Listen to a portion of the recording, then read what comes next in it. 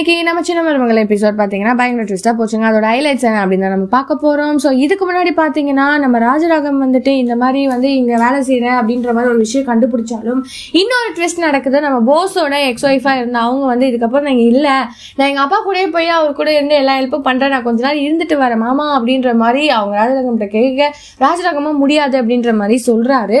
ஆனா அதுக்கப்புறம் தான் ஒரு பெரிய ட்விஸ்டே நடக்குது. அவங்க நேரா அவங்க அப்பா வீட்டுக்கு போல, இதுக்கப்புறம் நம்ம உயிரோட இருக்கக்கூடாது, நம்ம சாகதான் போகணும் அப்படின்ற மாதிரி ரொம்பவுமே ஃபீல் பண்ணி தான் காணாம போனாங்க.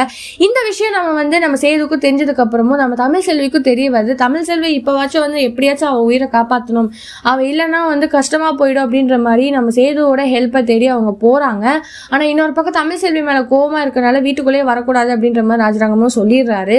ஸோ கண்டிப்பா அந்த பொண்ணுக்கு எதுவுமே ஆயிடுக்காத, எப்படி காப்பாற்ற போறாங்க அப்படின்னு தான் நம்ம பொறுத்திருந்து பார்க்கணும். ஸோ இதை பத்தி நீங்க என்ன நினைக்கிறீங்கன்னா மறக்காம லைக் பண்ணி ஷேர் பண்ணி கமெண்ட் பண்ணிடுங்க, அப்படியே சப்ஸ்கிரைப் பண்ணிடுங்க. Bye bye.